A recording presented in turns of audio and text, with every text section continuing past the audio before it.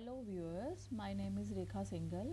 मेरे पास बेटा बहुत सारे डाउट्स आए हैं, इसको कैसे क्लियर करना है। So this video is all about how to prepare for UGC NET in women studies.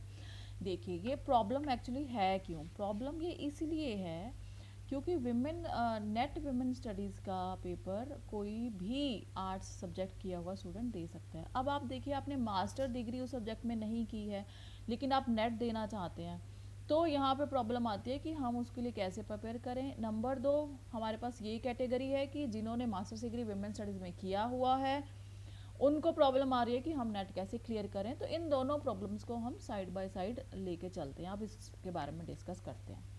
सबसे पहले ये प्रॉब्लम कैसे है, देखिए। वुमेन स्टडी एक नया सब्जेक्ट है, आपको पता है। यूजीसी ने 12th 5 ईयर प्लान में इसको लॉन्च किया है, ठीक है। तो उन्होंने मैंडेटरी कर दिया कि हर यूनिवर्सिटी में एक सेंटर फॉर वुमेन रिसर्च बनेगा, ठीक है। और वो बन भी गया।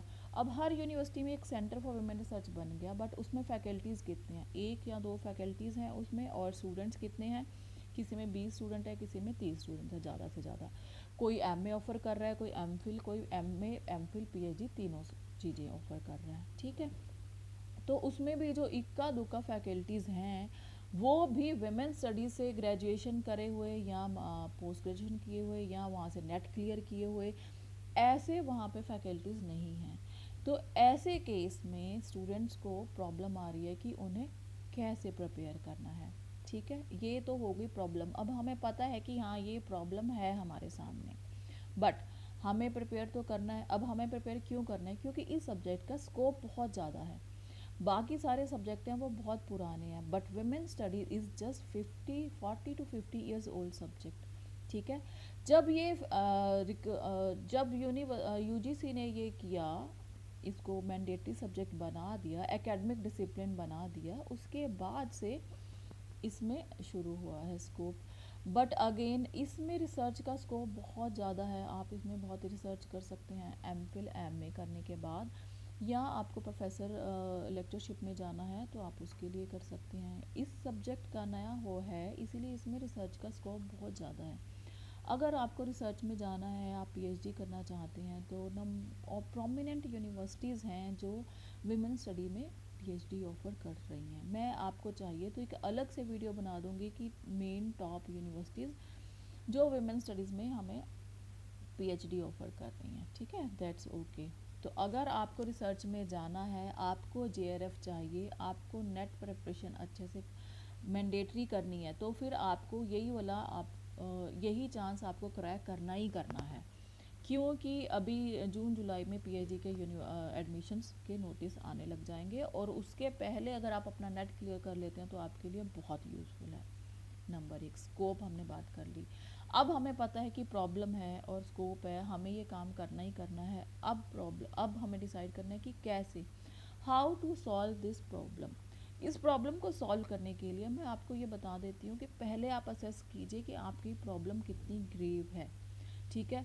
तो हम इसको 2 कैटेगरीज में बांटते हैं। वो स्टूडेंट्स जिन्होंने मास्टर डिग्री वुमेन स्टडी से किया है, और वो स्टूडेंट्स जिन्होंने मास्टर डिग्री किसी और सब्जेक्ट से किया है, ठीक है। तो इस तरह से हम लेके चलते हैं वो स्टूडेंट जिन्होंने मास्टर्स अपना वुमेन स्टडीज़ में किया है और वो जेआरएफ करना चाहते हैं, या वो सिर्फ यूजीसी करना चाहते हैं। अब आप कहेंगे कि जिन्होंने मास्टर में वुमेन स्टडी किया है वो सिर्फ यूजीसी क्यों करना चाहते हैं? कई बार ऐसा होता है कि आपकी एज लिमिट निकल गई है, अब आप जेआरएफ नहीं कर सकते, लेकिन आप फिर भी नेट क्वालिफाई कर सकते हैं। नेट क्वालिफाई करके आप असिस्टेंट प्रोफेसर लग सकते हैं। जैसे कि अब गवर्नमेंट स्टेट्स अपने गवर्नमेंट कॉलेजेस के लिए जॉब्स ओपन कर रही हैं, क्योंकि आपको पता है गवर्नमेंट कॉलेजेस में बहुत वैकेंसीज़ खाली पड़ी हैं। गवर्नमेंट उन वैकेंसीज़ को फिल नहीं करती, लेकिन अभी गवर्नमेंट का ये नॉर्म आया है कि उन वैकेंसी को जल्दी से जल्दी फिल किया जाए। तो अगर आप गवर्नमेंट जॉब को टारगेट कर रहे हैं, ठीक है, तो भी आपको ये नेट क्वालिफाई करना बहुत ज़रूरी है, आपने चाहे किसी भी सब्जेक्ट से मास्टर डिग्री की हुई है, ठीक है। तो अब हम देखते हैं, आपने वुमेन स्टडी से मास्टर डिग्री की है और आपको सिर्फ नेट क्वालिफाई करना है, then it is the easiest task for you. आप थोड़ा सा भी इसको स्टडी करके, किसी भी यूट्यूब चैनल से इसको स्टडी करके, previous year question paper solve करके आप इसको कर सकते हैं। आप इसको 1 टाइम में ही क्रैक कर सकते हैं। आई नो सिलेबस बहुत ज़्यादा है, ठीक है, बट स्टिल आप इसको कर सकते हैं। दूसरी कैटेगरी हमारे पास आती है, उनका मास्टर्स डिग्री तो विमेन स्टडीज़ में है और उनको JRF टारगेट करना है। बेटा अगर आपको JRF टारगेट करना है then definitely you need a deep study. आपको डीप स्टडी चाहिए क्योंकि क्वेश्चन बेटा क्रिटिकल उसमें से पूछे जाते हैं, ठीक है। नेट क्वालिफाई करने के लिए सिंपल क्वेश्चंस हैं, आप उनको करके आपकी कट ऑफ आ जाएगी, लेकिन आपने JRF टारगेट किया है तो आपको क्रिटिकल क्वेश्चंस का आंसर देना पड़ता है। उसमें क्रिटिकल क्वेश्चन का आंसर देने के लिए आपको क्रिटिकल स्टडी चाहिए। उस केस में आपको डीप स्टडी चाहिए तो आप क्या करेंगे, आपने मास्टर्स किया है विमेन स्टडीज़ में, अपने मास्टर्स के नोट्स को कंसल्ट कर सकते हैं, ठीक है। और कुछ बुक्स मार्केट में अवेलेबल हैं, आप उनके थ्रू कर सकते हैं, या आपको इसके लिए किसी प्रॉपर टीचर से गाइडेंस लेनी पड़ेगी। अब हम चलते हैं अपनी दूसरी कैटेगरी, जिन्होंने मास्टर डिग्री विमेन स्टडीज से नहीं की है, किसी और सब्जेक्ट से करी है और वो नेट क्वालिफाई करना चाहते हैं या JRF करना चाहते हैं।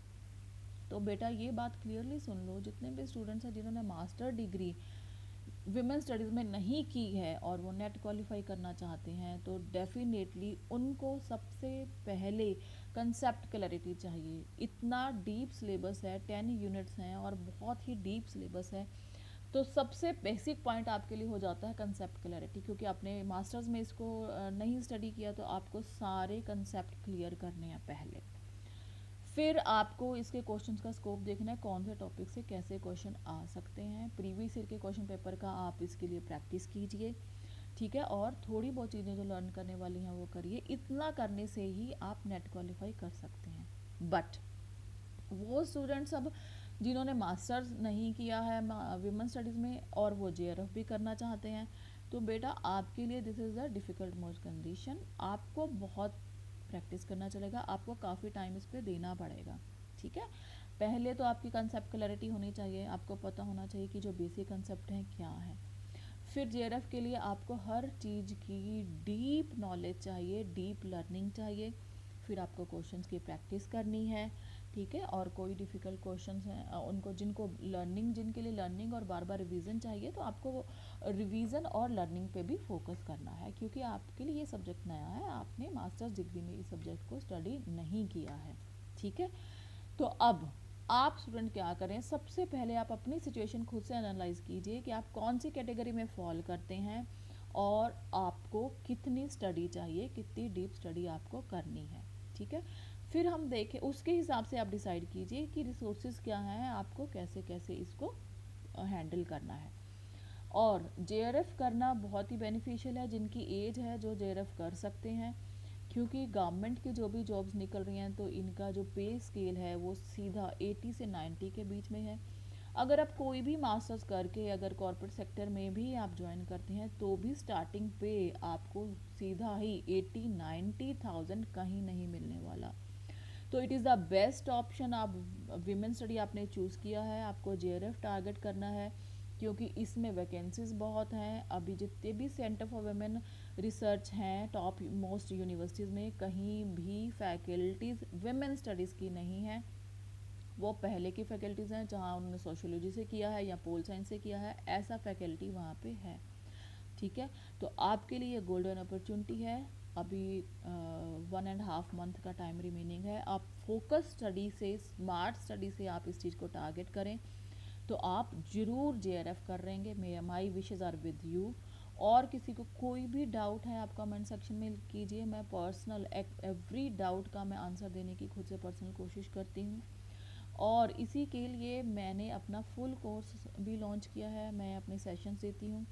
आज भी एक सेशन है जिसमें मैं आपको यही गाइड करूँगी कि आपको कैसे इसके लिए टारगेट करना है, आपको अपना स्ट्रेटेजी कैसे प्लान करना है, how to plan your strategy to crack JRF in one go, ठीक है। तो आप देखना चाहते हैं तो वो सेशन देखिए, मैं आपको लिंक इसमें सेंड कर दूँगी। So bye, very best of luck.